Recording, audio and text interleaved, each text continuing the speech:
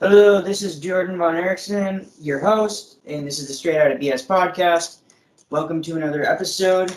I wanted to thank you guys for the support. We've been getting a lot of views, especially in the last week. It's been crazy. It's really picking up, so thank you guys for the support. Make sure that you're hitting the like button. We're still not getting that many people hitting the like button, so please make sure you're hitting the like button when you're watching the videos. That's like one of the most important things right now. And yeah, just keep it up, you guys.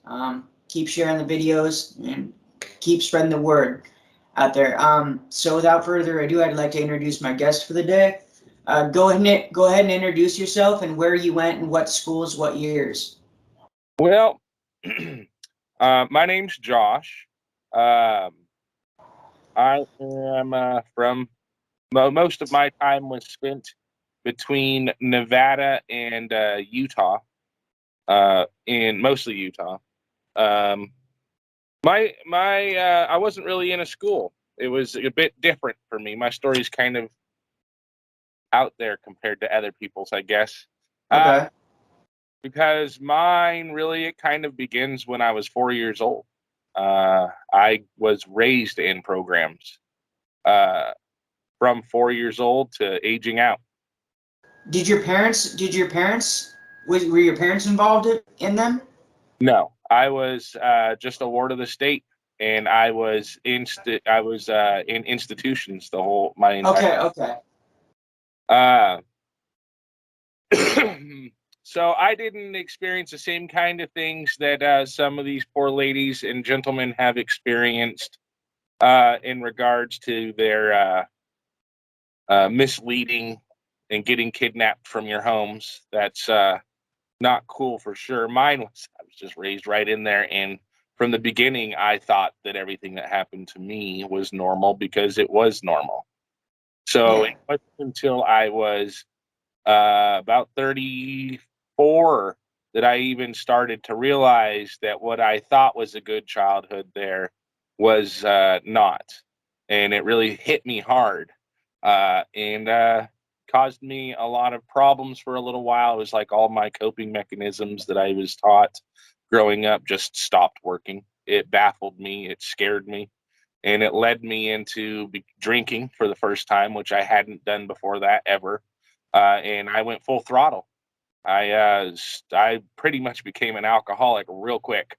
But it cost me my job. It cost me a lot at the time. I've been good and sober mostly.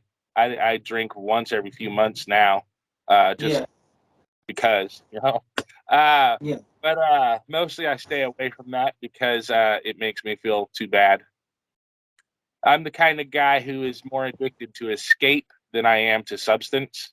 So if one do it, one move on. Well, that's why I always try to stay away from drugs. Yeah. So drug-wise, I've been clean outside of about 7 years ago. I discovered the joys of weed, and that has been a life changer for me too. I fell in love with classic rock, which before that I was just a talk radio guy. Yeah. My biggest piece of trauma was when I was in. Well, do you have a question yet? Okay. So you essentially grew up in foster homes then? Well, no, it was more or less state facilities. State facilities?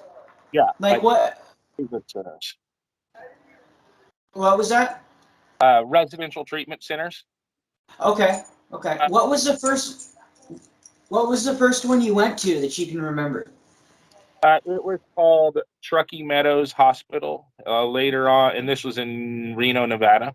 Later on, it became West Hills Hospital, and as of the last few years, I believe it's closed down or moved. Okay. From there, I went to, and that was about 5 years old. From there, I went to Utah Primary Children's Residential Treatment Center, and Okay. majority of my preteen childhood from 5 years old to about 12 in Utah, right there in Salt Lake City. So I got the best of the Mormon indoctrination. Were these places religious based? Not particularly, but they were owned by the church and ran by Okay. church members. They Interesting. like, oh, you're going to church kind of thing. But some, well, I can't remember enough to say, to be honest, if they did anything that was religious in the program, as it was a hospital. But I do know that they focused a lot on the meaning of Easter and the meaning of Christmas and the religious connections to that. They did focus on that for those holidays Yeah. because they became important holidays. Uh, well, so when I was around 6 years old, or 8 years old, sorry, I believe it was. It's kind of hard to always remember the ages. I have it all written down. It's Yeah. easy. I was being adopted. Someone was trying to adopt me. The Jamesons, Janet and Corey Jameson were their names, and they had their own son. I can't remember his name right now. We never got along. And while they were trying to adopt me, they had thought that I was having attachment issues. And so they got in contact with the RTC. This is when I'd already been living at the RTC, the residential treatment program. That's just what I always Yeah. call Yeah. it. Uh, sorry, my mind can jump around. So No, sometimes I'm no, you're good with good. keep me on track. Uh, You're good. Good. You're talking about when you were 6 and you were going that you got that you said that you had that issue or whatever, okay. So right? when I was about 8 years old, I went to a adoption party, I guess they called it, where a bunch of kids go to potentially be adopted to meet people and stuff.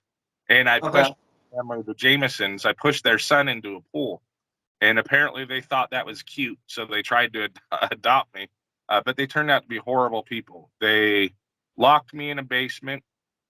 They in this basement was 2 walls were cement, one wall was plastered, another wall was plastered, and it had a hole in the bottom. And at the bottom where the water heater was on the other side, rats would come in, eat up my stuff. I remember laying there at night and hearing them just eat away at things that I had, and wake up in the morning and I had this paper mache reindeer. My mind's going everywhere. I'm sorry. No, Uh, you're good. You're good.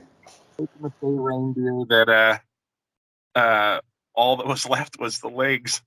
One morning, it was horrible. Wow. But this family thought that I was having issues getting attached to them, so they put me in therapy at the RTC because that's where were adopting me They, from. they they thought that you were getting attached to them. Hold up a second. Aren't they the adoptive family? Aren't you supposed to be getting close to them? No, they thought that I was not doing that. Oh, That I you were not doing that. Okay. So they put me in what was called attachment therapy, uh, and part of that therapy was well.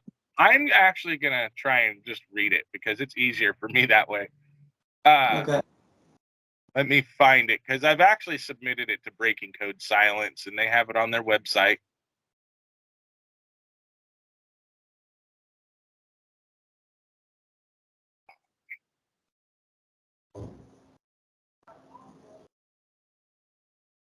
I don't know where it's at right now. But they would wrap me up in blankets and staff they'd put my side and they would wrap me up in multiple blankets to the point I where the can't hear blanket. you that well. I couldn't hear you that well, brother. Oh, okay. They would wrap me up in blankets Yeah. and till it was coming up above my head, and then so I'd be forced to look up to see the therapist and the parents, and they would Yeah. have somebody on top of me, and they would take, and then other staff would be at my feet, and they'd take off my socks and shoes, and I couldn't move, and so they would proceed to tickle my feet for like, ooh, it really depends on what they felt was necessary that month or that session. Sorry, talking Yeah. about it. Uh so it could go from an hour to 2 hours sometimes. Was that awkward? It wasn't awkward. It was terrifying. Let me tell Yeah. you, getting your feet tickled is only funny for like 2 minutes before it starts to become torture. Yeah. Having it nonstop. Have you ever laughed so long you hurt? Well, Oh yeah. imagine laughing so long that you hurt, can't breathe, and then it's no longer funny and just becomes pain. Uh, Yeah.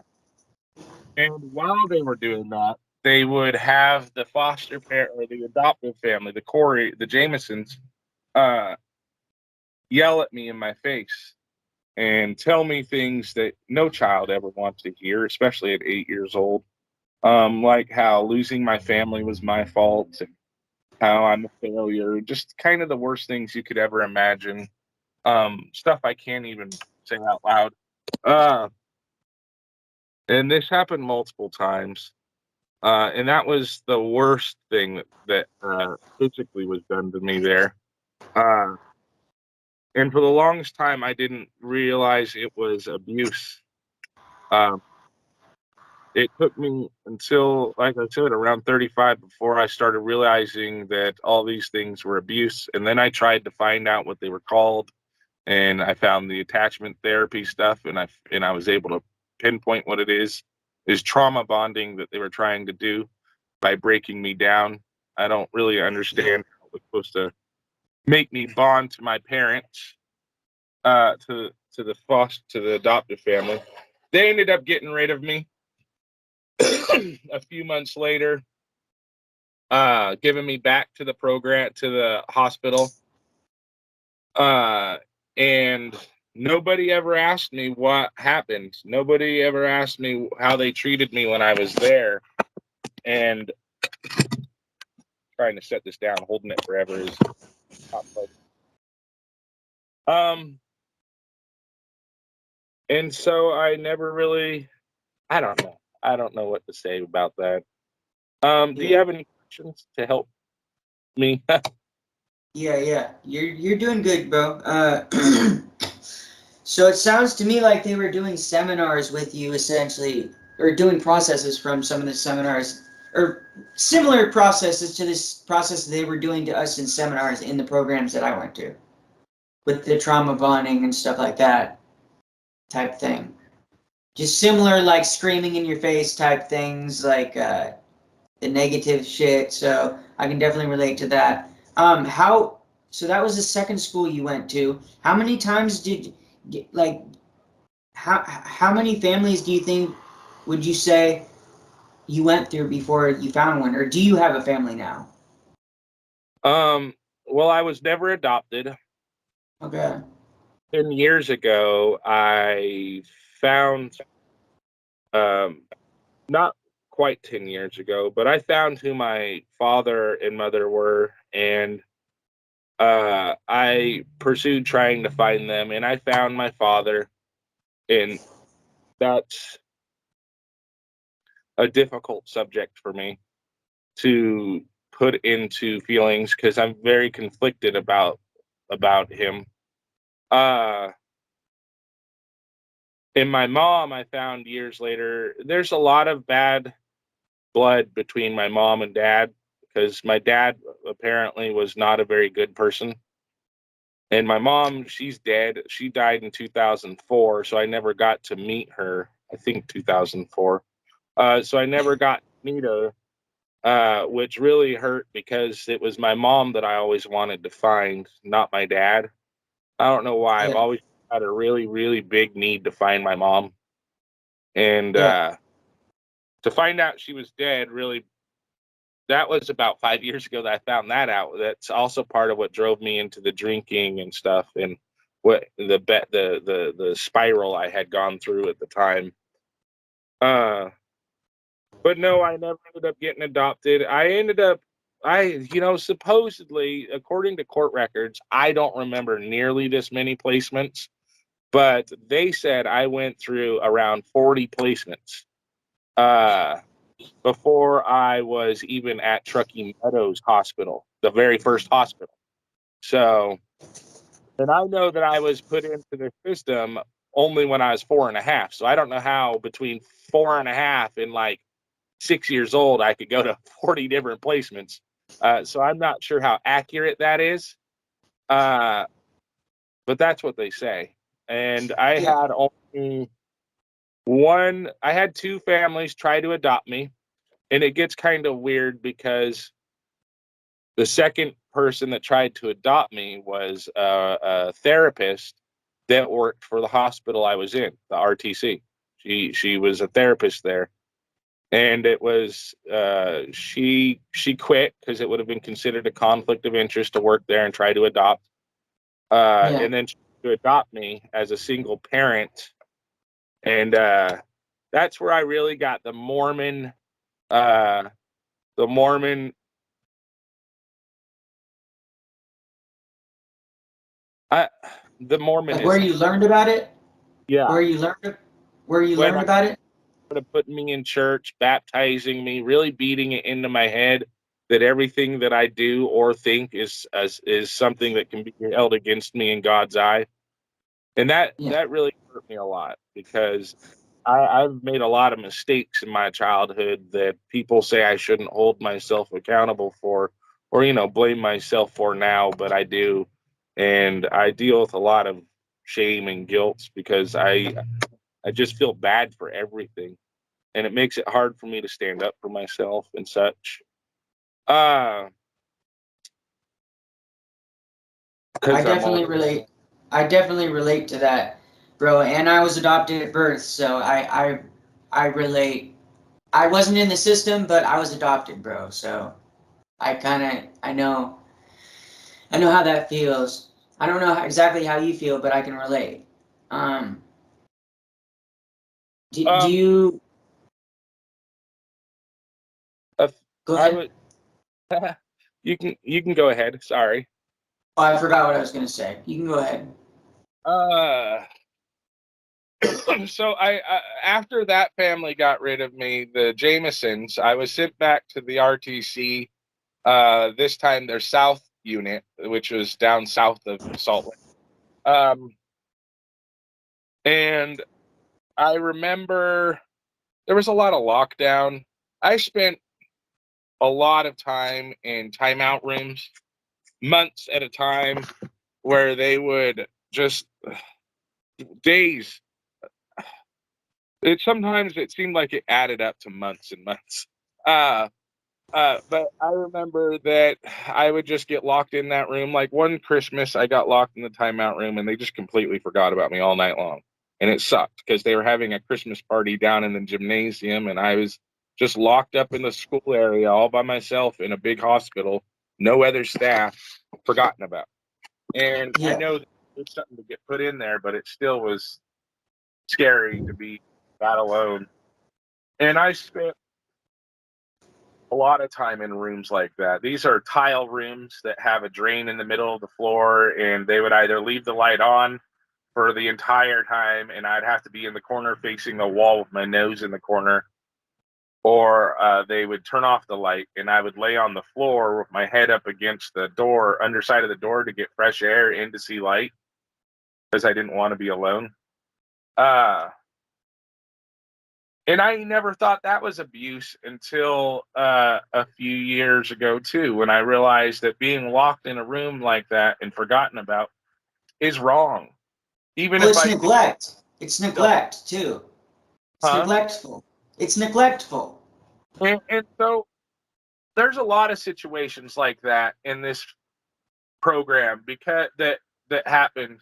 Not just the timeout room stuff, but other things too. That I spent 3 months just sitting in a corner and doing work chores because I got locked in. This Jameson family, they their son was in the kitchen. Man, my stuff is everywhere. I'm sorry, you guys. I No, appreciate you. you're. letting know and bearing with me. Their son was in the kitchen working on a model, and supposedly I snuck into the kitchen, climbed up on the counter, and stole some candy off the top shelf of the cabinet without him seeing me. The family came home, the Jamesons, they saw the candy missing. I think this was all a lie. I mean, I know I didn't do that, but I mean, I think they were lying about the candy. I think it was just a reason for them to get mad at me. Well, you were probably just the scapegoat, right? Maybe they always believed their son over me. I mean, I was living in a locked cement room with rats in their house, Yeah. uh, Yeah. with Bud Light as my light. But the story I was telling, they the mom laid down on the floor and started screaming at me, telling me just to piss on her because that's all I do anyways. And so usually when I'd run away, I'd just run to the back of the house and hide in the doghouse. But this Yeah. time, middle of the night, I followed myself all the way to O'Reilly's through the street lamps and then following cars. This was in a dark neighborhood, so I was scared of the dark. So I tried to run as fast as I can to follow the tail lights of cars to the next Yeah. street lamp. But I got locked inside the Rayleighs. I acted out in the Rayleighs and threw cement glue everywhere and got myself in trouble. But the next day, uh, I was back home because I had called the police. I had picked up a phone that set off an alarm. Police came and got me out. My dad started beating me. He ripped me out of bed and beat me for something I hadn't taken, a wedding ring. Like, why would a kid take a wedding ring? Yeah. Yeah. I was opening all the marble cards, all the little Yeah. packs of cards at the time, and eating candy. Uh, Yeah. but a few months later, they got rid of me, and I was in the South Satellite program, and they said that I needed to pay back the money for the damage at the Rayleighs, and they had me sitting in a corner for months, and and just doing work chores to work off what I owed. And nobody asked me what happened, why I wasn't at home or anything. Nobody knew that I got beaten and that they were abusing me in that house and that I was just running away. And I didn't even think to tell anybody because I didn't know that I could. Yeah. Yeah. That's completely understandable, bro. It's completely understandable. Do you know?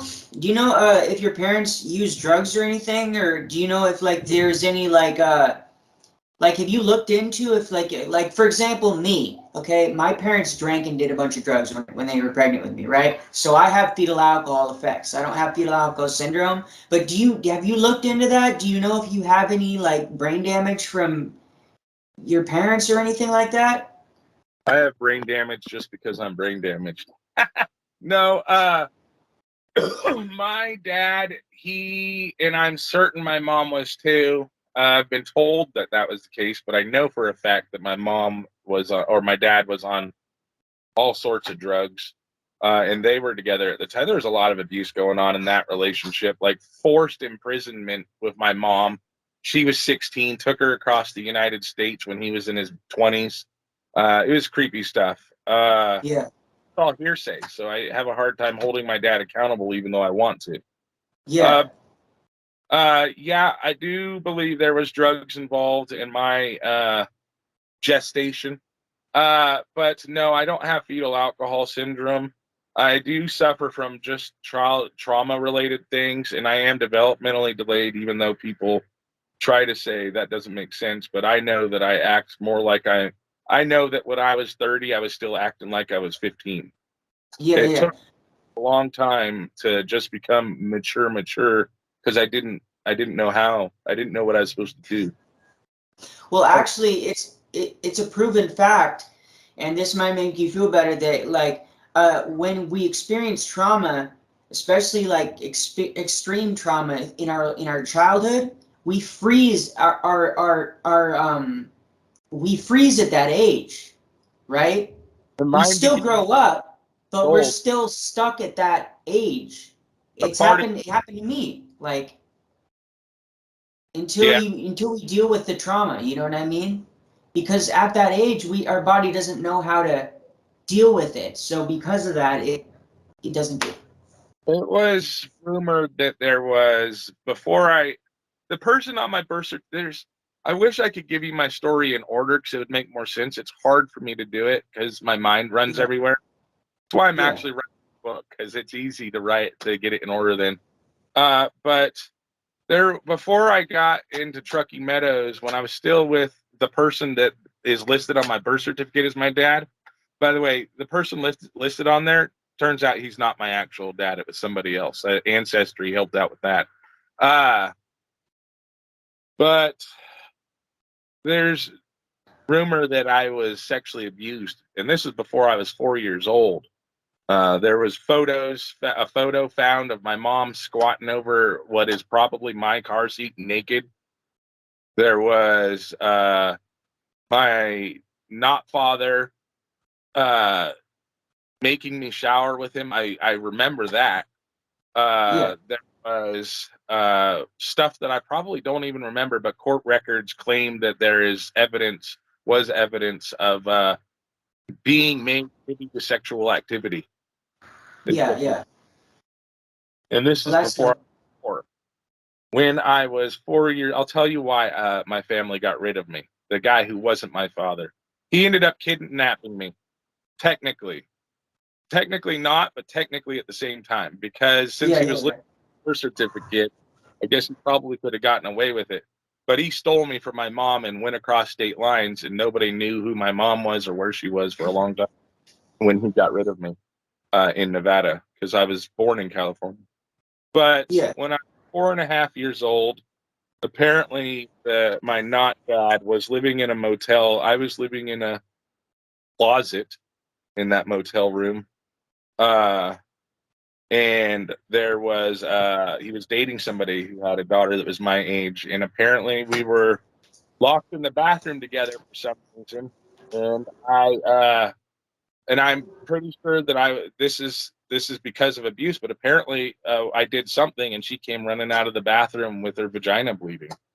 And we were both 4 years old, and so immediately got my butt whooped, and I was thrown into a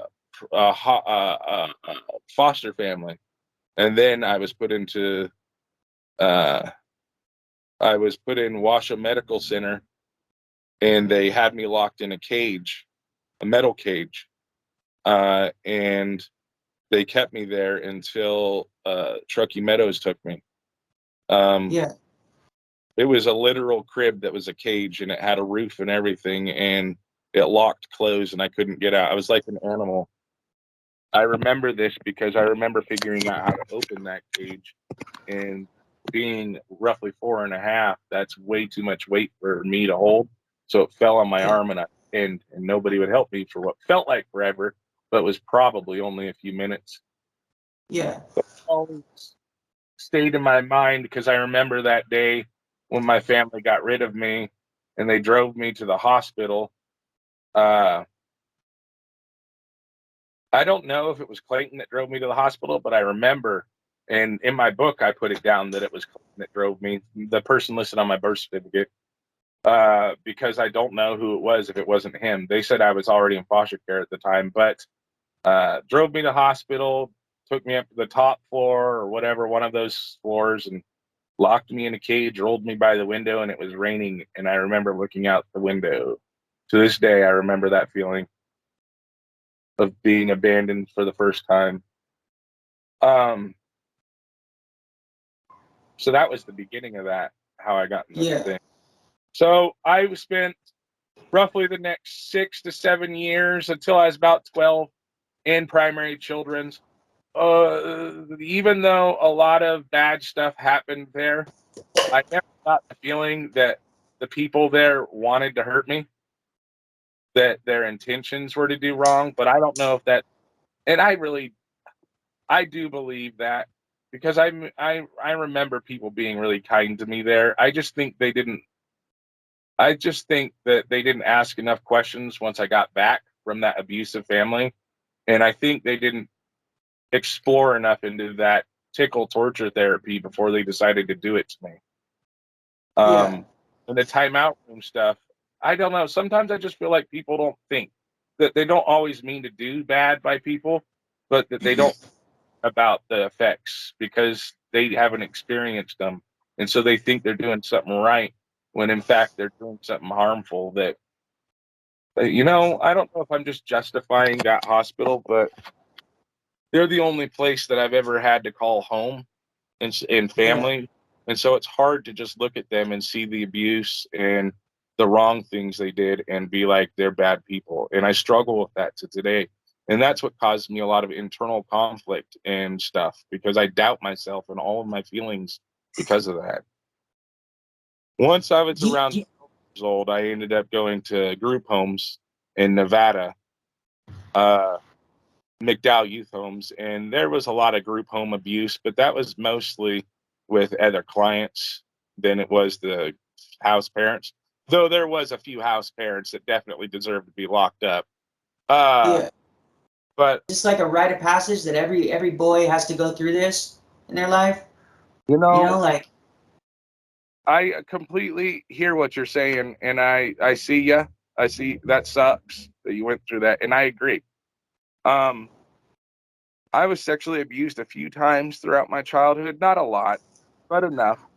And then there was the stuff that may have happened before I can remember it happening, or the stuff before 4, the car seat yeah, thing. Uh, it scares me to think about what could have happened that I don't remember before I was 4. Um, it really does. It may because I've heard stories about things that have happened to kids, and it scares me to think about what could have happened to me before 4 years old that would have precipitated me being in the bathroom with my, I guess you would call it, stepsister at the time or something. yeah, Uh, and she would be coming running out. My therapist told me that the story may be fake, that it may have never actually happened. It may have just been an excuse that the family used to get rid of me because Clayton was realizing I didn't look like him. And so was starting to think I wasn't actually his son. Uh, but I'll be, I'll I agree with you in regards to the sexual abuse thing and it being continued forward with kids in programs. I ended up doing something similar, uh, and it always tore me apart because as an adult, I never realized. As a kid, I was always taught that homosexuality was a sin.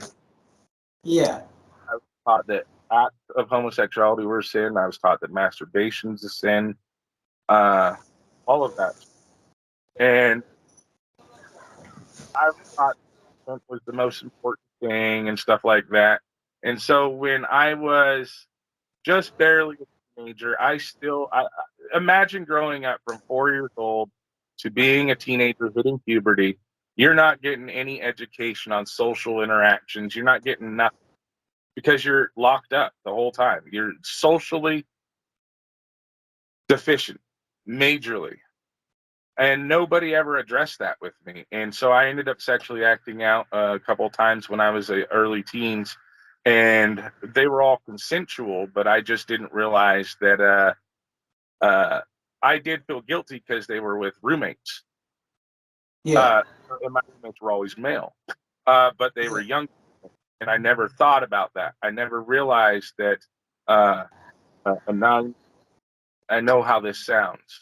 Uh, may consent to something, but may not may not know what they're consenting to.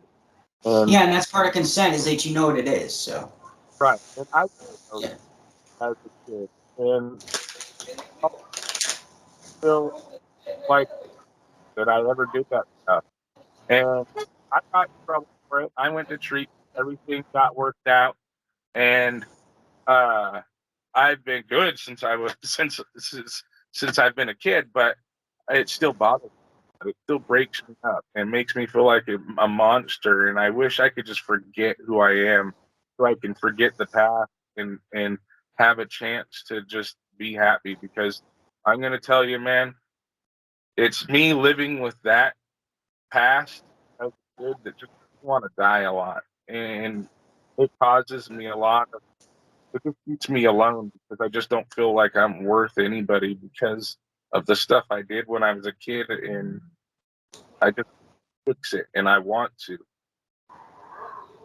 Yeah. Well, you can you can just be a good person. You know what I mean? Just like yeah, and you've acknowledged that it was wrong. So I was told by therapists I've talked to that, again, I was developmentally delayed. My mind wasn't all the age I was supposed to be. I didn't have the, I've talked a lot about this with therapists as an adult, and it's been hard, uh, because it's very hard for me to forgive myself, knowing that what if somebody else is still hurting because of something I've done? How can I possibly forgive myself for my mistakes if there's any chance that someone else is still paying for them? And that that's why self-forgiveness is something that is next to impossible for me to do. Uh, and it has a lot to do with the Mormon upbringing too. I'm not Mormon anymore, but I'm still stuck with believing I'm damned to hell and I'm going to be tortured for all of eternity because of what I did as a kid, because it was homosexual acts, and that's an unforgivable sin in the church. Uh, I don't know, man. I wish I could just make everything right and forget all my screw ups and what I've done. And just that's why I work so hard on wanting to help other people and end institutional abuse. Because I remember I was going to Disneyland for the first time in one of my programs. I remember we were camping outside of Disneyland at their campground that they have outside of it. And I remember being molested right there. Sounds like a stereotype, doesn't it? Uh, Getting I'm not molested. surprised. Uh, and it's weird because I didn't know that I was being molested. And this was when I must have been like 11 or 12. Uh, and it's weird for me to realize that you don't know. I don't know, man. I don't even know how to express it. You don't know when something bad's happening to you sometimes, always, until long after. Well, when you're a kid and it's happening to you, you don't understand it. That's the whole thing. You don't understand it. I have a lot of trauma behind stuff. Uh, but, once I was an adult, I started, uh, I worked in group, uh, and I worked with a company that was ran by a lady that owned the group called the McDowell's. She worked for McDowell's. The company I was raised in. And she abused me as an adult. I was abused in a different way. It was psychological abuse. At the time, there's so much of my story, years and years worth of different stories. I'm sorry, you probably Oh, don't you're got good. it all. I can't remember everything all at once. But Oh no, there's you're good. Tanya McDowell. She ran this group home company called Rivendell, and I worked for it, and it was with disabled young adults, and she was stealing money from all clients. She had a bunch of clients up in Washington.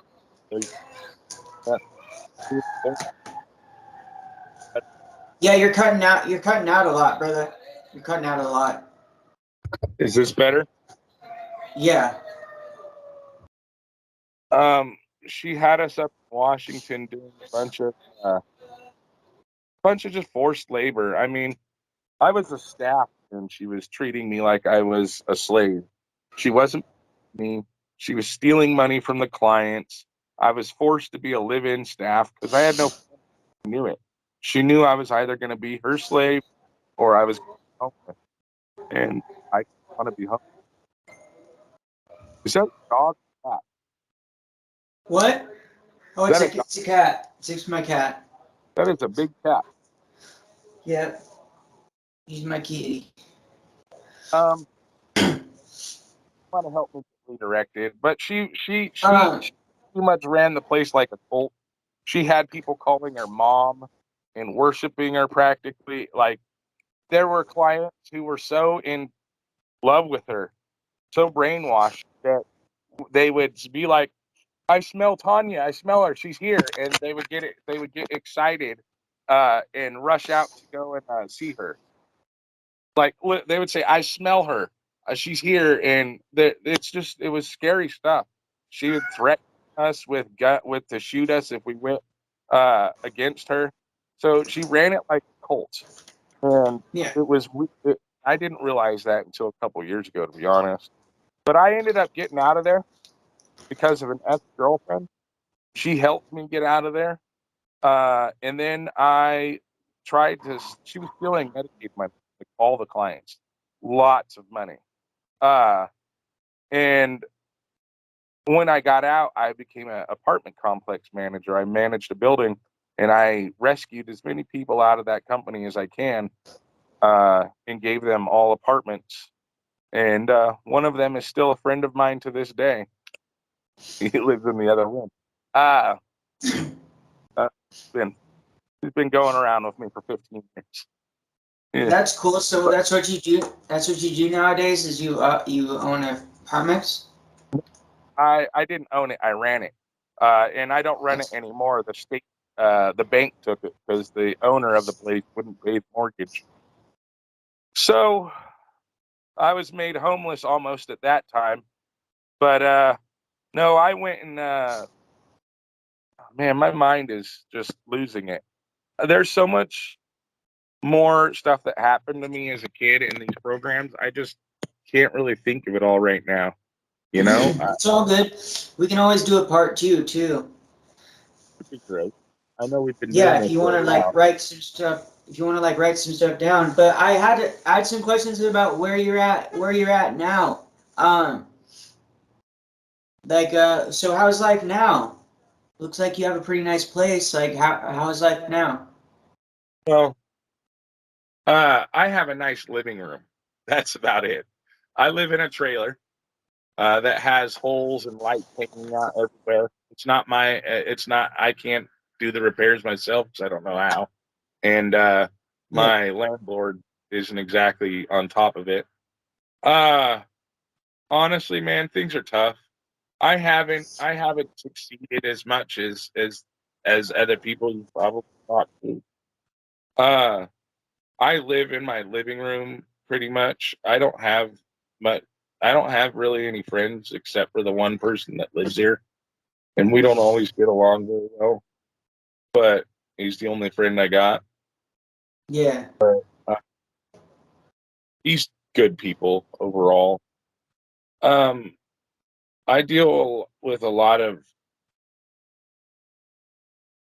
self-hate and loneliness. Like, I'm really, really lonely in life and depressed. And I find that it's very difficult for me to imagine tomorrow and being willing to go on all. I find it difficult. I find it almost painful to imagine living another 10 to 20 years with my thoughts and feelings and self-hate and just feeling unworthy of anything. Uh, but I take medications hoping that it will do something, and I see my therapist hoping that it will do something. I just don't have a lot of hope that things are going to be good for me. And my living room looks cool because it's the place that I'm always at, and so all my money is thrown into my living room. yeah, Uh, it's the only place I have to be. I don't have anywhere to go. But I'm really proud of my living room, though. yeah, But yeah, my wall. yeah, A lot of people like my living room when they see it.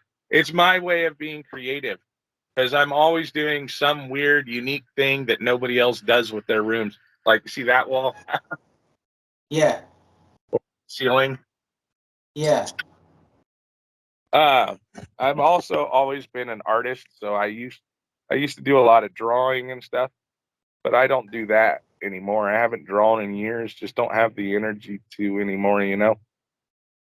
yeah. Uh, Do you smoke weed? I do. Sometimes I wish I didn't. Like I said, I didn't do any drugs for most of my life until I found my family, my dad. And when upon finding my dad, I also found my brother. And so I'm always trying to win my brother's approval, and my brother knows that. So he peer pressured me into drinking 100 milligram mount or root beer that he got from Colorado. This is like 7 years ago, almost, maybe a little bit less. Uh, and let me tell you, that was a horrible night.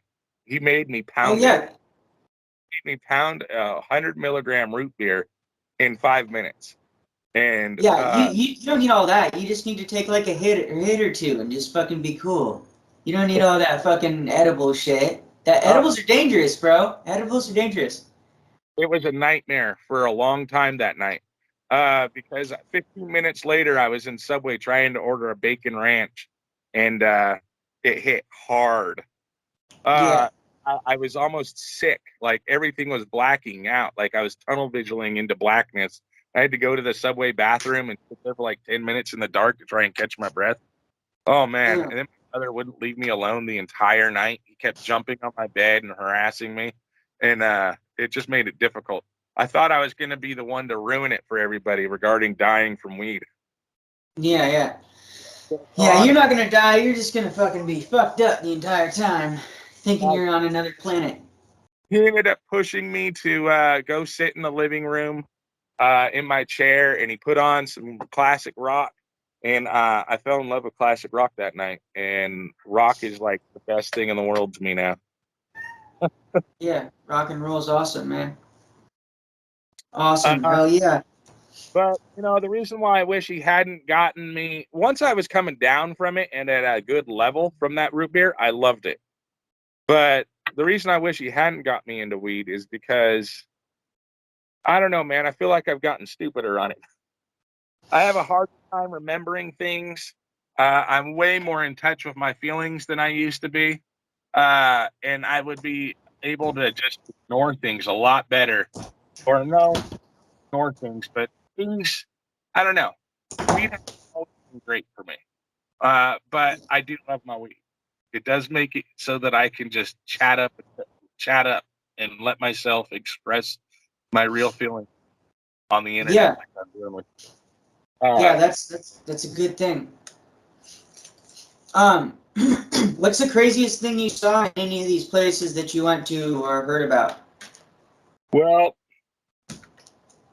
craziest thing I saw, honestly, man, it's hard for me to remember any much of what happened outside of what happened to me because in my teenage years and in the hospital, they had me doped up. They had me on so many medications. My nickname was Drool Boy because I would drool everywhere, all over my shirt. I couldn't move. I was just stuck on a couch. They had to bring me peanut butter and jelly sandwiches that I could barely eat because I couldn't move. Uh, so I honestly can't remember a lot of that stuff. The only way I'm able to write my book is by piecing together a lot of things that other people have told me about growing up with me, and bits and pieces that I was able to put together from memory that I'm able to fit the puzzle together. I remember mostly what happened before my teenage years because of the medications. Blanked out that. The craziest thing that I remember ever happening to me was pretty much the blanket thing, being wrapped in blankets for hours at a time and having my feet nonstop tickled. It was by far the most traumatizing thing that ever happened to me. Uh, well above any sexual abuse I went through. Uh, Yeah,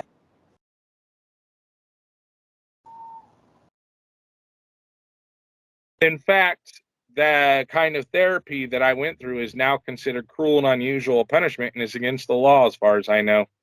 Uh, and if it's not, it should be, and that's what I'm working toward. I've been working yeah, with a couple different organizations besides Breaking Code Silence. I've also been working with another organizations, and I'm a moderator on their Facebook page, or an admin. Is called Attachment Therapy is Wrong. And it's for people who have survived similar as I have regarding the blankets and trauma bonding. It's for survivors. And in fact, there's a couple of really awesome authors that head that movement. They've turned over a lot of the reins to me because I'm younger than them, and they're in their 70s and 80s. It looks like to me, but they're pretty cool people. I don't talk to them too often, but Yeah. check them out along with Breaking Code Silence, which we all know about because they're awesome people. Yeah, yeah. Hell yeah. Hell yeah, they are. All right. Well, I want to do a part 2 after you've gathered your thoughts a little bit more, if that's cool. I And would then be. we can. If anybody has any questions that they want to send you to ask that maybe I can clarify or anything, I'd be happy to answer them. I'm pretty open book, as you can tell. I talk about the worst parts of myself along with the worst parts of my past or my history. You know, Yeah. Yeah. Which is. being honest about my past, I'm just have a hard time forgiving myself for it. Yeah. Yeah. Which is something you need to work towards. Before, if you could go back in a time machine and not go through that stuff, would you not go through it? I've thought a lot on that sort of question. Mostly, it's usually if I had 3 wishes, what would it be? And honestly, this is kind of a downer way to this is kind of a downer thing. But if I had any wish in the world, it would simply be that I wasn't born. I don't like being I don't like being alive. I'm sorry to say that. It's just not been a happy experience for me. And it's not been one that I happily want to just keep going with. It's just one that I am too honestly, man. The reason why I haven't ever actually been able to off myself is simply because I think fear is stopping. I don't know. I've tried and it's not gone well for me. Uh and so I just stopped trying and I just resigned myself. I came to the conclusion that part of my punishment for my past is to suffer. And so that I've kind of just deal with it. Yeah, I feel you. But also, a lot of people don't think about how it would affect other people, though, too. And that's something that I think about a lot, is that how me not being here would affect my family. And I know it's different for you because you haven't really had a steady family in your life, but I'm certain there would be people that would be affected. I would be affected by if you were gone. You know, a lot of people would be affected greatly if you weren't here. And I barely know you. And I get that, but it weighs more on me about the negative things I've already done than the people I may make sad for a few days. I mean, I'm well aware that it's not long after people die that you're forgotten about no matter what. But I know that everybody only has one existence on this planet. If God doesn't exist, then we've only got one time to be here. And anytime I steal some joy from somebody, I'm stealing something I can never give back.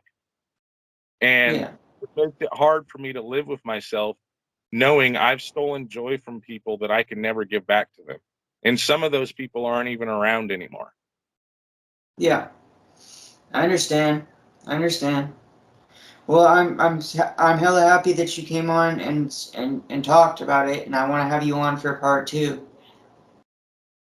Well, I would be happy to come in and hope I will prepare better next time and I'll have something typed up that I can try and follow a guide for to give you a better in order and give you more details. There's a lot more that happened at the RTCs that I'd love to be able to discuss.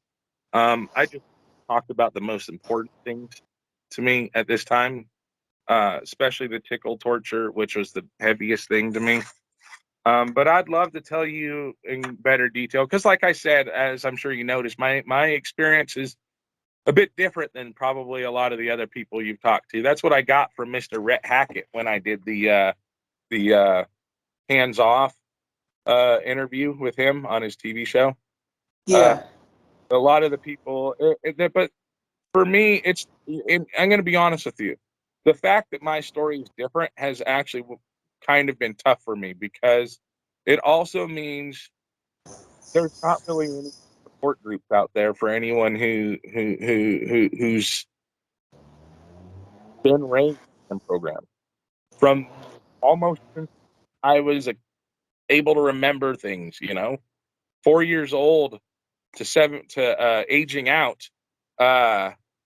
There's no support groups that cover that kind of thing, and Breaking Code Silence focuses a lot on the troubled teen industry, and there's no one that looks into the preteen industry and the abuse that goes on for children who have no parents.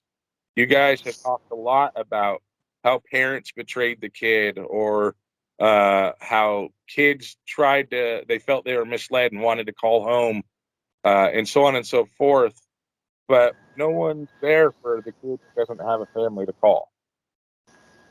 And so there's no rescue from that abuse. There's no hope to look to. You can't look at your parents and be like, I can maybe call them and they love me, so they're gonna at least, there's no convincing yourself that there's a lot of kids who have fucked up parents, excuse my language, that those kids still were hoping they could call their parents and tell them this program isn't what they said it was. This is horrible. But for me, I never had that. I didn't even have that hope to make that call. Yeah. And And I mean, I know that there's a lot of people out there that have had similar experiences to yours. So we'll work on getting a support group together for you guys too. Because I know there's people that have had similar experiences to you, bro. I know there are, because I know some of them in my life that have been through this, that have just been in the system their whole life. So we need to just, there's people out there already. We just need to establish the support group for you guys, so you guys can all connect. you know, Breaking Code Silence has been a very important thing to me since I found it.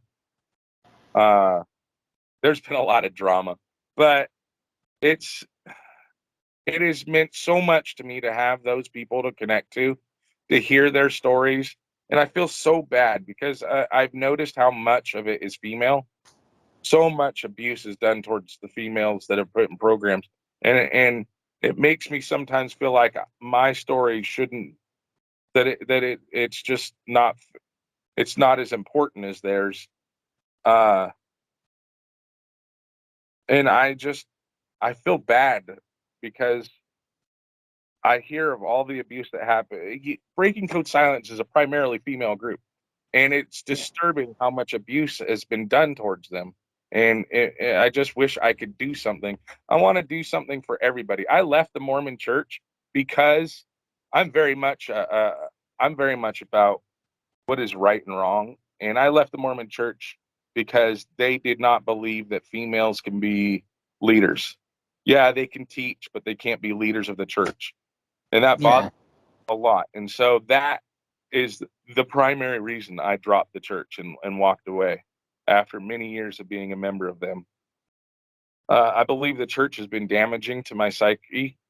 I believe that it made me hate myself and made it nigh impossible for me to ever be able to love myself. Um, but I see my mind is going everywhere. I was talking about breaking code.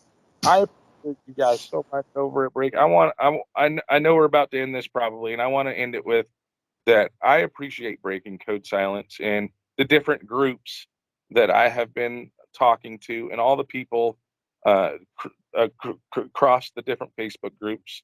Um, Thank you for being someone, uh, being people that I can relate to, even if your stories are scarier in many ways and more recent.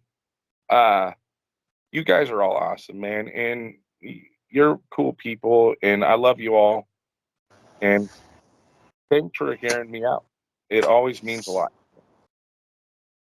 No problem. And everybody's story is important. I don't put like a level on like your story is more important than this story over here, because we all went through bullshit. Okay, it's just different kinds of bullshit. But we all went through bullshit, so everybody's story is valid, in my opinion.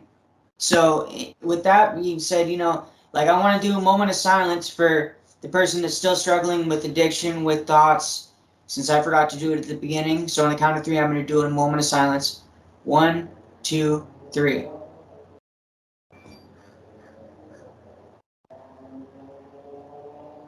Okay, thank you guys for that. And I want to thank you again for coming on. If you ever need to talk to me, you can reach out to me on Facebook. If you feel like you're alone or whatever, just reach out, talk to me. I'd rather you reach out to somebody and talk to them than have negative thoughts about wanting to harm yourself, okay?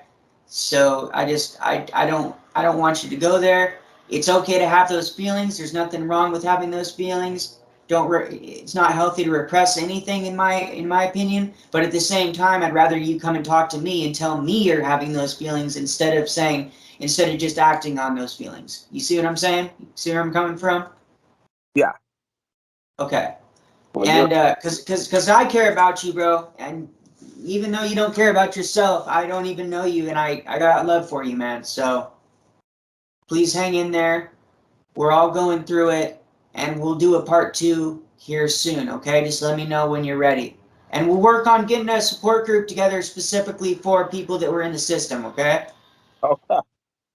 Hey, again, thank you, man. You keep being awesome, and you have a good week yourself, buddy. Yep, you too, bro. Stay in touch. You too.